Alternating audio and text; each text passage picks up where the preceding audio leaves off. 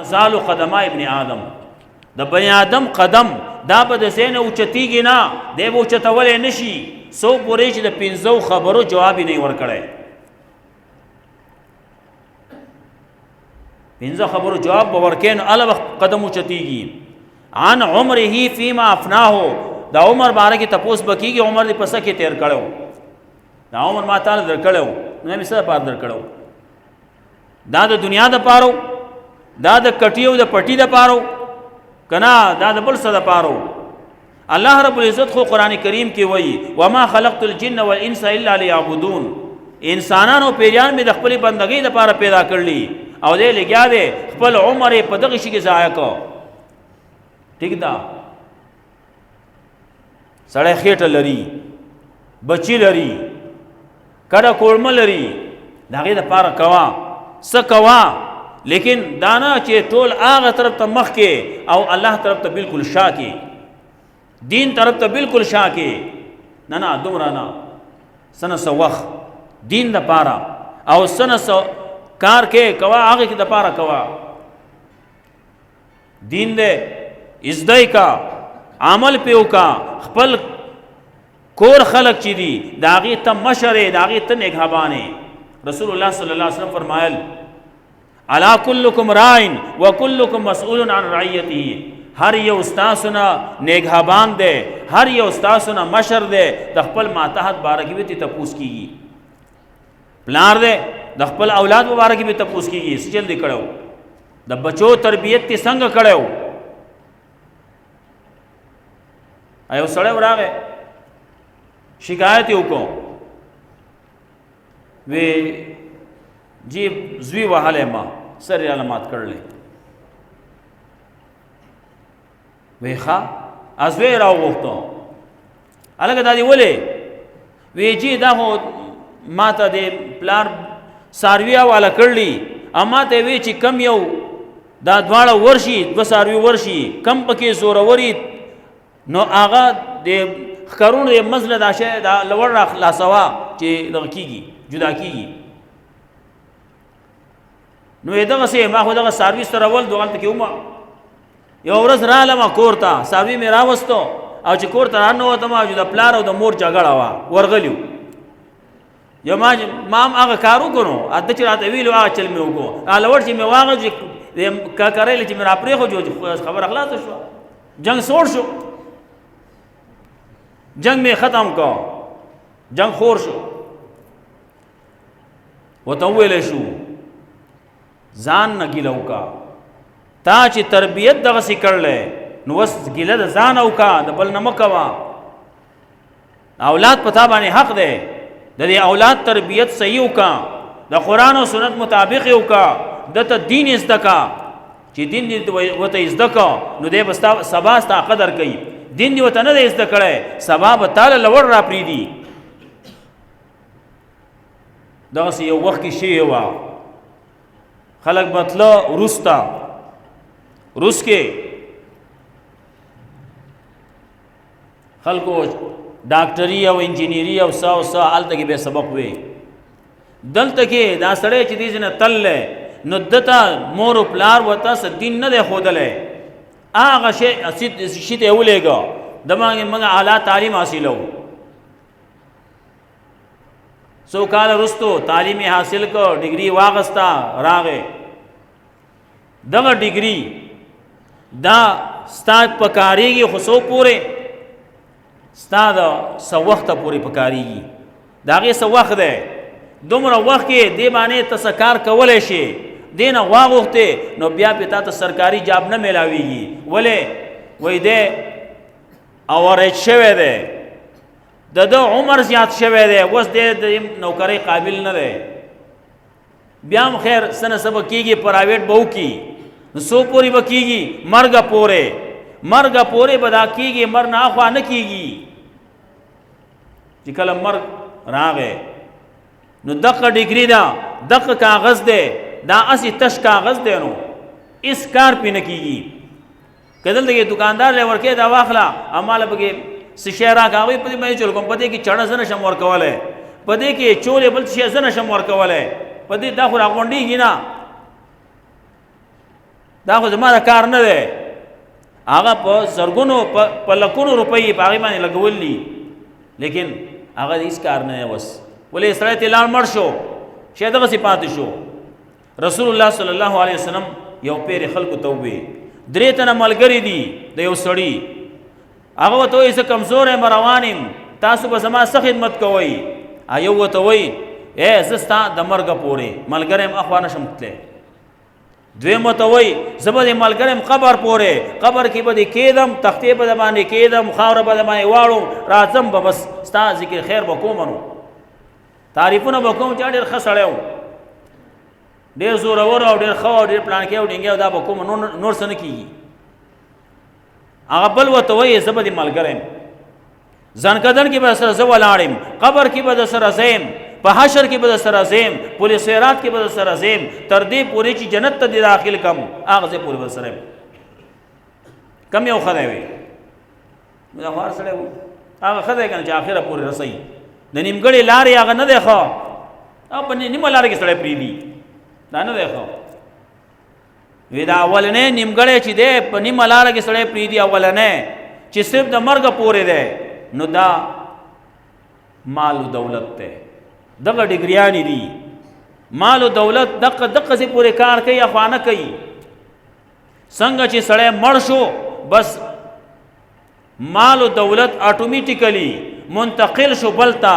څوک یې ورکوي او که نه ورکوي، الله په نسبت باندې منتقل شوی دی. قانون پسې ځې، قانون کې ووایي چې زما دا سړی مړلی او د دومره ورثه دي، حق او میراث هغو ته د هغې شریعت قانون مطابق اوړي. په دې ځای کې زموږ د پاکستان قانون شرعي دی میراث په باره کې،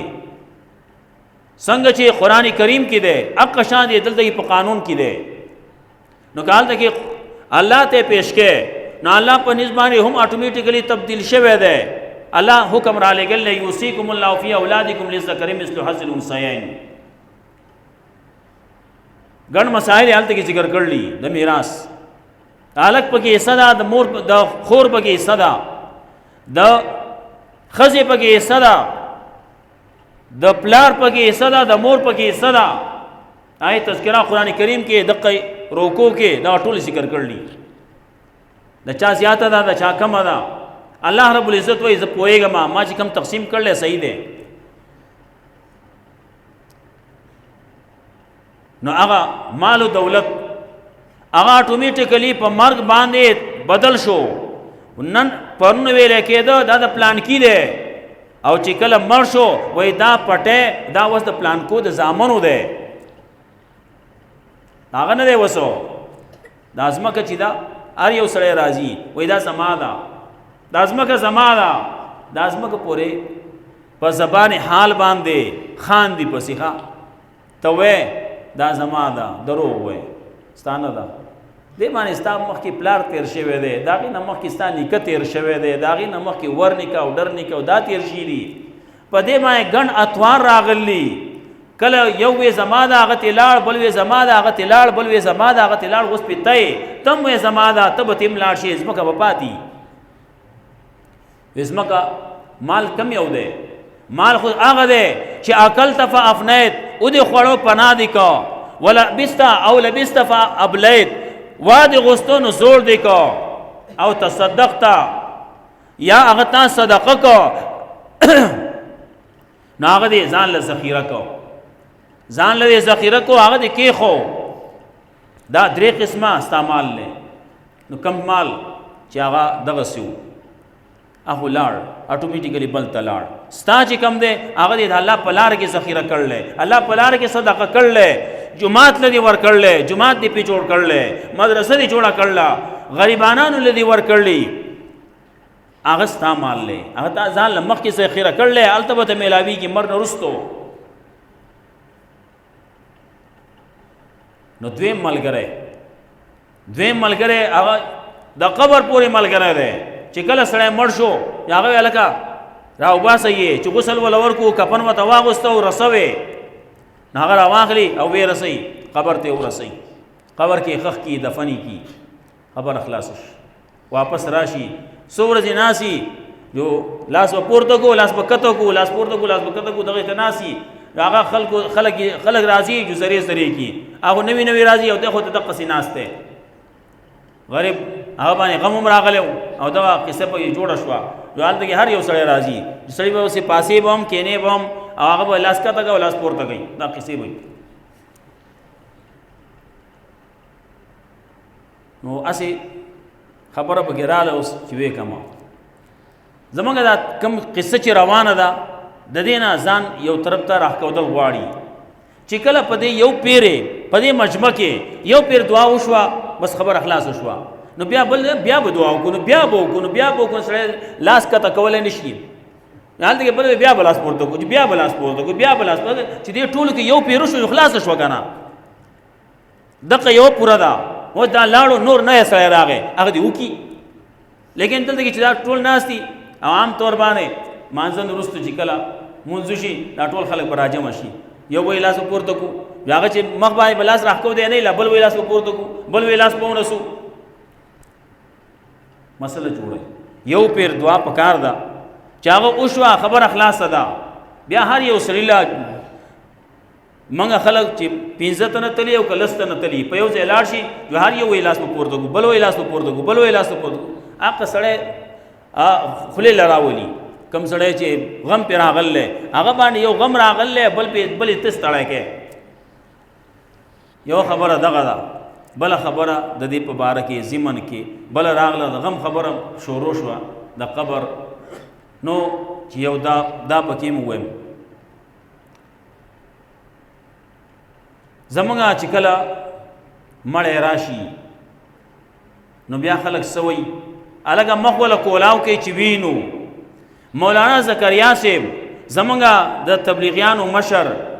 فضائل اعمال چې لیکل دی چې ویل کېږي د دې دغه سړي دغه مولانا زکریا صاحب په خپل کتاب کې لیکل دا ناجایز دي دا مړی قتل ناجایز دي زمونږ فقه وایي د فقه کتابونو کې وایي چې کله سړی مړ شو وس دله چې غسل ورکوي نو خپلوان به وله ورکوي خپلوان یې ډېر دي نو په هغې کې به چې څومره غسل ورکولی شي نو هغې کې نیکان خلک به راځي او غسل به ورکوي هر سړی به نه ځي بیا چې کله قبر ته کوزولی کېږي نو ډېر شی خلک دي نو ټول به نه کوزېږي کم چې 2 تنه باندې کوزولی کېږي نو 2 تنه به کوزېږي درېم به نه کوزېږي که په 3 تنه کوزولی کېږي نو 4 به 3 تنه پوره کېږي نو 4 به پسې نه کوزېږي ولې هلته کې کتابونه هم لیکي د باندې دی چې کله مړ شو په د باندې بعضې حالات د برزخ شروع کېږي دی خو بل عالم ته لاړ دی خو زموږ نه تللی بدن یې دغه دی نور هسې کې د معامله خو د بل عالم سره ده عالم برزخ سره ده نو د باندې کله کله اثر شروع شي نو که اثر خی خو جو خدا خو که بدي نو بل وایي مخې سور شین شوی مخې تور شوی جبې راوتل وه دا چل شوی هغه چل خلک بیا دا خبرې کې قصې کوي مولانا زکریا صاحب د بخاري په شرح کې لیکلي چې دا شی ناروا دی دا قتل زمونږ دلته کې خلک هغه لګیا غوبل کوي د یو بل په سټونو باندې ټوپونه وایي نو تاسو ته وایم تاسو په خپله باندې د دغې قصې نه تاسو په خپل هم قلار شئ او نور خلک هم منع کوئ دا شی ناروا دی مه کوئ صحیح ده که نه اتفاق کوئ ما سره په دې کې او که دلیل چاله پکاري چېرته قبل یو ملا ووایي ډېر خلک مولیان پکې هم داسې دي چې هغه هم دا ټوپونه وایي ما لیدلي په خپلو سترګو مې لیدلي زه په خپله باندې دغې مړی کتوله نظم خپلې که پردی نظم کوشش مې دا چې دا شی ونه شي لیکن په پردي غم کې پلار زما دی او تاو پتا دی نو هغه بل څه وایي نو زه نه وایم هلته کې نه وایم هلته ټیم لګ دی مه کوئ بس کوئ دا خبره که وشي ټیک ده لیکن که هلته کې خبره کې نو هلته کې هغه وایي پلار زما دی او تاو پتا دی او خبره هلته کې د دین او د شریعت ته که وی نو خبره ورانېږي سبا چې خبرې پوخا دور کې د دې حالاتو نه مخکې په هغه سن په 2003 4 5 کې ما څه بعضې خبرې به کولې د زړه زور مې زیات و وی به مې عرضې کې دلته کې سبازي خبرې هم شوې وې دا رکوع په باره کې ما خبره کړوه نو هلته کې یو مولا چې ته راغلی د دغه نه مردان نه دلته کې په قبر باندې هغه لګیا کې دشچر کې شروع شو ما اورېدلې دلته کې څه کسان راوتلي هغه وایي چې دا رکوع مه وایې په زوره هلکه قرآن چې په زوره وایي خلکو ته ثواب میلاویږي هلته کې زمونږ عبید مولوي صاحب هم زمونږ ناست وو عبید مولوي صاحب راته مخکې نه ویل چې ځو بس جنازه وشوه چې ځو ما یې کښېنه لګوډې خامخا ثواب به وشي 2 قیرات میلاویږي یو په جنازه باندې یو په دغه انتظار باندې چې 2 قیرات میلاو شي ځو بس لږ ساتي چې هغه دا خبر وکړه ما ته یې کښېنه اوس وخت یې شو که نه ما یې چلو کړو خبره دغه شوه یو تن ته یو آواز وکړو هغه دا سړی څه وایي هغه وی بس دی خو دې خدای غر کې پلان کې خبره وشوه ما وی دې نه وروستو ته خبره وکړه چې دا خبره غلطه کړله هغه وی زه خو نشم کولی ما بیا دا ووایم چې دا فهیم راغلی دی به خبره وکړي هغه زه پاسېدم هغه پانسېد عابد مونسي بیا مونسي صاحب راغلی دی به خبره وکړي هغه یې کوئ ما هلته کې یو څو خبرې وکړې څه ګرا څه لګوډې څه مټاکې مې هم ویل وې سړي سر نیولی او بیا جواب رانه کړ ما یې پلانکي کتاب لیکلی پلانکي لیکلی پلانکي لیکلی چې دا رکوع چې ویلی کېږي دا به په پټه ویلی کېږي دا ډېرې مسلې دي د مړو دا ډېر شی مسلې دي زمونږ خلک د هغې نه ناخبره ورته وی یا پې عمل نه کوي دارنګې جنازې چې کله کولی کېږي نو کله چې 4 تکبیر وشو نو د هغې خبره مسله دا ده چې خپل لاس به پرېږدي هر ځای کې لاس تړل بیا نشته هلته کې چې کله قبر باندې خلک تلاوت کوي هغه رکوع چې ویلی کېږي نو هغه هم لاس یې په نامه ایښودی لاس په نامه باندې دا صرف د مانځه کار دی مانځه کې به لاس په نامک دی بل ځای کې به نک دی نو یو دغه نو کله چې 4 تکبیر وویلی شو لاس به پرېږدي بیا به وروسته سلام ګرځئ دې کې د امام انتظار هم نشته دا سلام ګرځولو کې د امام انتظار نشته په خپل هم ګرځولی شي جنازه خلاصه شوه 4 تکبیر چې وشو جنازه ختمه ده ځان سلام ګرځوه بعضې علماو لیکلي سلام پکې د سره اړوشتی نه ته به ځان خپل ګرځئ امام به نه ګرځئ لیکن دلته کې زمونږ مسله ده چې هلته کې نه ګرځئ خلک به ولاړي بیا نو اجازت شته د ګرځولو چې ووایې السلام علیکم ورحمت الله په زوره ووایې ویلی شي لیکن هغه چې زور ته سره ضرورت نشته انتظار نشتی چې ته څنګه الله اکبر وي السلام علیکم ورحمت الله خبره خلاص 4 تکبیر چې وشو لاس به پرېږدې سلام به وګرځې ها بله بیا خبره پکې بله ده د یو خبره بله مې ذهن کې راتله ما وی چې دا اختر را روان دی په دې اختر کې خلک د مقبرو لځي دغه تلل دا د شریعت خلاف دي هغه سړی چې هغه د په کال کې د مقبرې له نه ځي موږ ته هو پیغمبر صلی الله علیه وسلم فرمایلی و الا فزور القبور قبرونو زیارت له ځئ په هفته کې یو پېرې ځئ هفته کې یو سړی نه ځي په 2 لاړ شه په 2 کې نه ځي نو په 3 لاړ شه په میاشت کې یو پېر خو لاړ شه که نه د خپل مور و پلار د خپل نیا نیکه د خپل رشتهدارانو د هغو قبرونو ته ودرېږه دعا ورته وکړه خپل ځان ته مرګ نه مخکې کا مرګ یاد کا ځان ته لیکن دی نه ځي نو دی چې کله اختر شي نو ځي دا چې دا دومره نه ځي او صرف اختر له ځي دا ناروا دي ها اوس یو سړی دی مثال په طور باندې یو سړي ځان له یو وخت مقرر کړلی زه جمعې په ورځ زمونږ چوټي جمعې په ورځ زمونږ چوټي نو د جمعې په ورځ باندې سهار چې مونځ کوم سمبا او اوس اچانک په دې جمعه باندې اختر راغی په دې ورځ باندې لاړ شه تا ته اجازت ده ته هر جمعه باندې ځې او جمعې په ورځ باندې اختر هم راغلی لاړ شه ته تلی شې لیکن هغه سړی چې هغه په میاشت کې نه ځي په 2 کې نه ځي په 3 کې نه ځي په کال کې نه ځي صرف د اختر په ورځ ځي نو دغه سړي دپاره دا ممنوع دي نه به ځي شریعت دغه وایي ځان له دغه یو 2 ورځې په ثابت کال کې مه خاص کوه هر هفته کې ځه هر ورځ ځې هر ورځ ځه دلته تاسو بیا نږدې تاسو هر ورځ تلی شئ څه دپاره لتذکروا الموت وتذکر الاخره وتزهد فی الدنیا دې دپاره چې ته مرګ را یاد کې، ته آخرت را یاد کې، او تا د دنیا سره دې مینه کمه شي. نه هلته موږ خو چې قبرونو لاړ شو هلته نور نه څه وایو. خیر خبرې مې زیاتې کړې که څو. نو بله خبره اخرنۍ خبره وکړم بس کوم. رسول الله صلی الله علیه وسلم فرمایلی و چې اخرنۍ دوست، اخرنۍ ملګری هغه څوک دی؟ هغه نیک عمل دی. دغه نیک عمل دا به ستا سره په ځنکدن کې هم وي، تاله به لاس درکوي، قبر کې به هم ستا ملګری، په حشر کې به هم ستا ملګری، پل صراط کې به هم ستا سره وي. نو دا څومره چې نیک اعمال دي، که هغه مونځ دی، که هغه تلاوت دی، که هغه ذکر اذکار دي، دا به ستا سره وي. نو الله رب العزت دې موږ له د دې وخت کې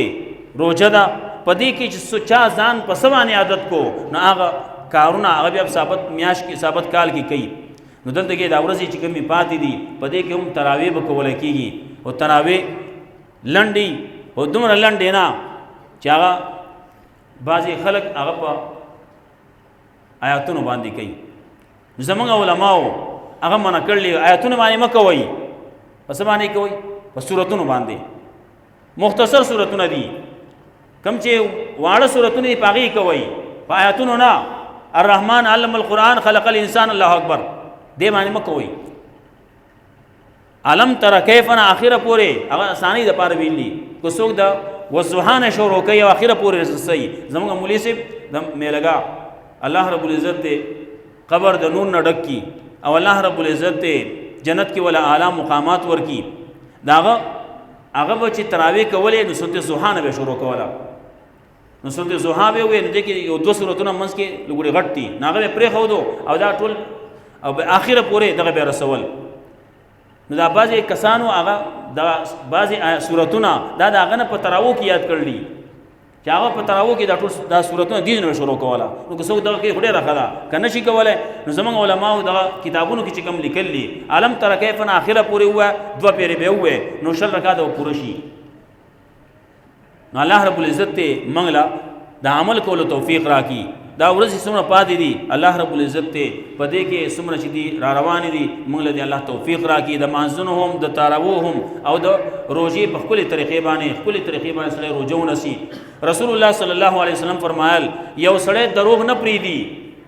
نو د دې سړي ته د دې سړي د روژې الله ته ضرورت نشته. دې ځان وږی کوي، ځان تږی کوي، دې باندې الله ته څه میلاویږي؟ الله ته هېڅ نه میلاویږي. دروغ نه پرېږدي. یو سړی چې قول زور نه پرېږدي، دروغ وینا نه پرېږدي، بېدیني نه پرېږدي، او دې څه خوراک څښاک یې پرېښو، خولې ته یې بوکه واچولو نه چلو شو، الله ته دې صورت نشته. رسول الله صلی الله علیه وسلم فرمایلی ډېر روژهدار داسې دي چې هغې ته د روژې د لوږې نه علاوه بل څه نه میلاویږي، او ډېر د شپې عبادت ګزار داسې دي چې د شپې رونول نه بغیر هغه ته بل څه نه میلاویږي. صرف شپې رون کړه، عبادت هغه چې د ریا دپاره یې کړلی، د شهرت دپاره یې کړلی، خلکو ته د ځان ښودنې دپاره یې کړلی، نو هغه ته هېڅ نه میلاویږي. الله رب العزت ته زموږ دا راتله دلته کې په خپل در کې قبول کړي. الله رب العزت ته دا زموږ دپاره د آخرت د نجات ذریعه وګرځوي.